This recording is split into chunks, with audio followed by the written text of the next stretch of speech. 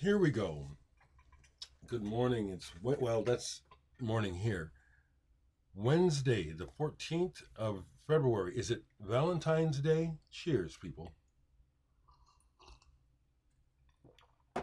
Valentine's Day hasn't meant anything to me since I was a child. So I have some news right away. Some good news and some bad news. So let me get the bad news out of the way. So as my friend Randy, who released the Digital Sex CD in 1994 through his label, he predicted that there would be some kerfuffle from a certain person that was in the band. And he was right. I was served by Bandcamp with let me get it here, a copyright infringement claim. Basically from, I ain't going to say his name, but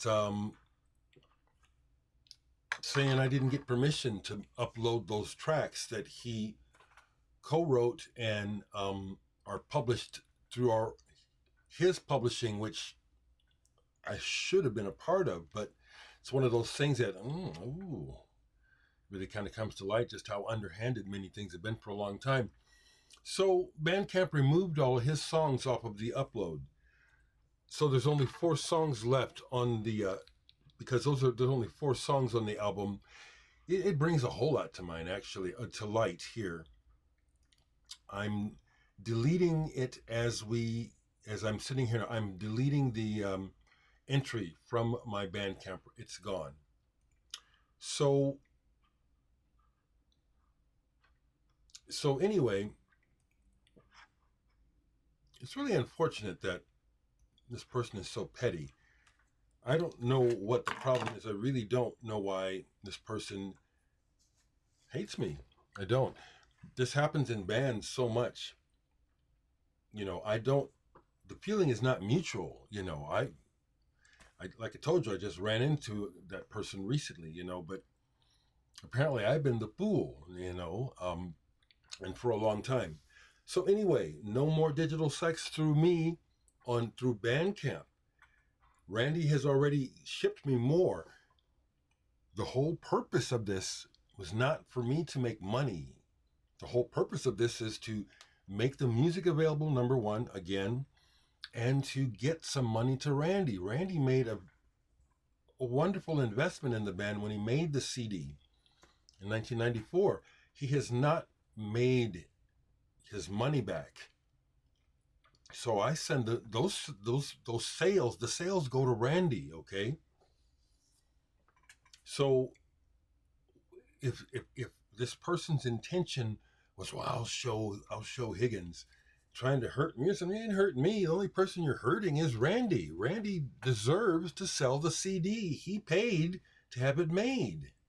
That was the whole point, not me. I ain't trying to make money. And to just finish it off, because it's like, it's irritating and disappointing, but I'm not hurt. Randy is hurt. You folks that buy the digital sex or bought it, like I said, you listen, you can hear the through line from that music to this and my other stuff.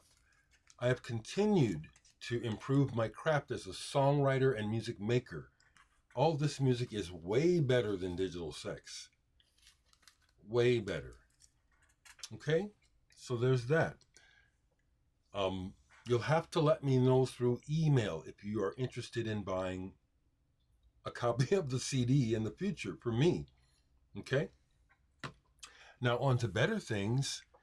I just cemented with Chester Thompson's management that I will do a 1-hour Zoom with him on this Friday. I'm really looking forward to it. And thank you again, Bill, for setting this up.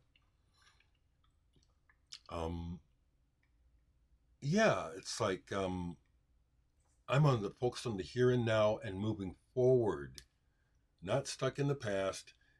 And I'm just going to close that chapter. It is upsetting. That's why I'm still processing it.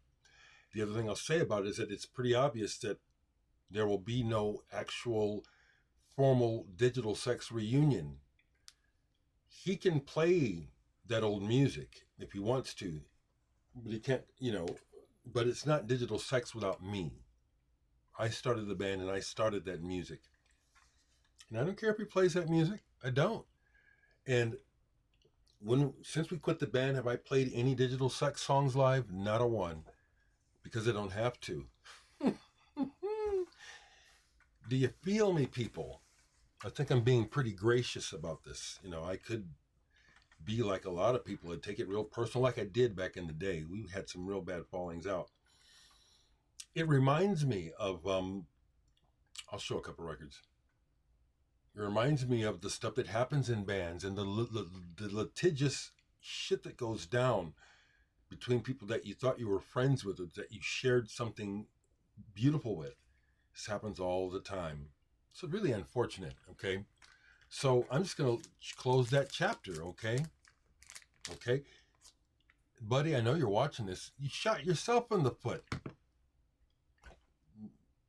I was helping people hear your tunes. So much for that. Oh, jeez. Okay? One more time. This music is way better than digital sex.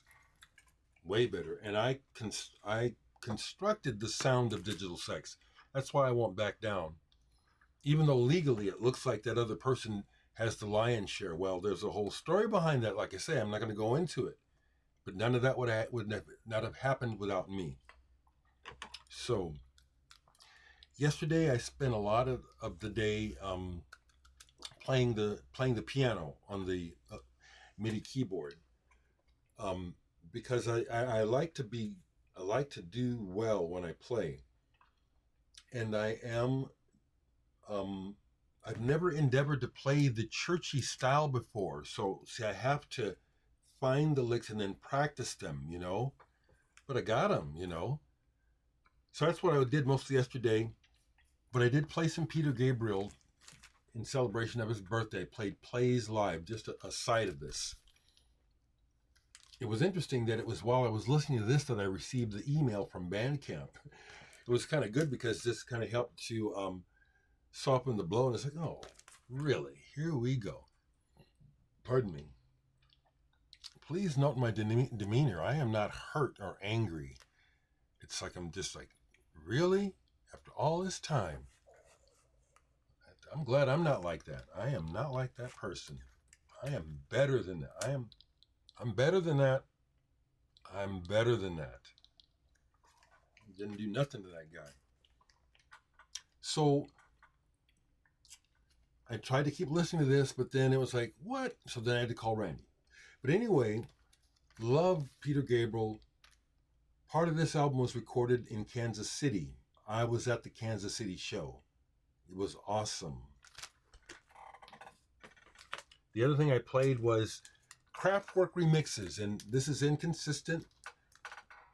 It's like a gathering of a bunch of different remixes, and like for example, oh no, I won't call anybody out. There are some remixes on here that are not very creative, but there's several that are, and I just love Kraftwerk. It's really kind of odd that I like German music so much, and yet there's such a legacy and history of racism in Germany. Isn't that interesting? But I like them damn crowds. I like the Germans. I listened to some Konrad Schnitzler yesterday, Con 3. And part of what I was really enjoying about this was his German pronunciation. Side 2, Coca-Cola, and it just really works. The guy was, a very talented, forward-thinking cat. This is real good. Another one on the Collectible Sky label. And the last thing that I played other than working on David Nance stuff is I love this. And I guess I got lucky. I have a quiet copy of the Smiles album, Wall of Eyes. I post it and then I see all this grousing about people saying they got really noisy copies of the blue and have had to take it back and stuff. And I played this a couple times all the way through. There's minimal. I mean, I think I hear one blemish, maybe, per side that I can remember. So I got lucky. I'm glad, because this is a beautiful album. This is beautiful. You know, it was interesting. I had posted this in a group yesterday. Won't say which one. But someone actually, people are, I think this is weird from the standpoint of fandom. I post the album, just sharing how I think it's really good. And someone posts, basically they bought it and then they sold it because Tom York didn't do what they think he was supposed to do. What the fuck? What the hell? Really? But this is something that we as, and I will say we, on the receiving end, as creators, deal with at times. People thinking they know your business, think they know better than you what you should be doing. And when you're working on projects, sometimes two heads are better than one. But oftentimes, the person who starts it, they know what they want. Or at the very least, give them the free rein to explore their creativity instead of, see, that's the thing. I will not make music for the listener first. You know, if I was over here trying to figure out how to write something for an audience, that don't even sound like fun. That's not what I'm doing. There are a lot of people that are doing that. You know, they're making a product for a specific audience. I'm not interested in that. Last thing that I honestly have to show you that got played yesterday is something I haven't played in a long time. Rolling Thunder by Mickey Hart of the Grateful Dead. This is pretty psychedelic in its own way, in that Grateful Dead way. And it starts off in that, with that hippie howl and calling out the four corners, you know, setting up a sacred ground, as it were. I got into this, and I've seen the Grateful Dead. I've technically twice, but only once I saw them, because the second time I've told this story before. The second time I saw the Grateful Dead was in the 80s. First time was in the 70s, and I experienced the swirl that they talk about, where the whole place feels like it's taken off like a spaceship with the music. It was amazing. But the second time was at Red Rocks, and I went to the concert with a couple of women, friends of mine. They had connections to the Dead, so we had gotten a hold of their some of their supply of liquid mescaline to do for the show. We got it beforehand because we were at the Jack Kerouac Festival. That's what this was all part of in Boulder. And drove up to Red Rocks, but we dosed just before we got to Red Rocks, and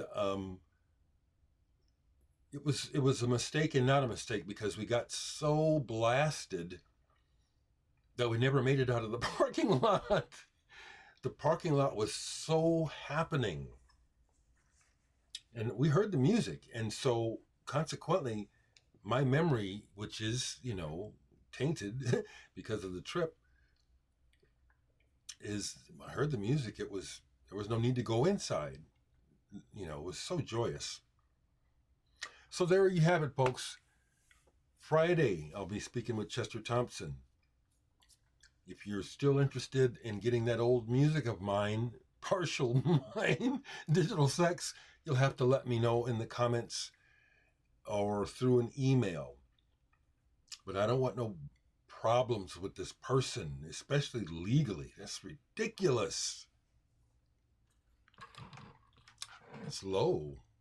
It reminds me of, I'm going to just say it reminds me of politics, and how what we're dealing with right now in Washington is two parties squabbling and not getting anything done well. One party in particular, and you know who I'm talking about, are really showing their ass. Kind of reminds me of them and that Trump guy. I'm not like that. Cheers.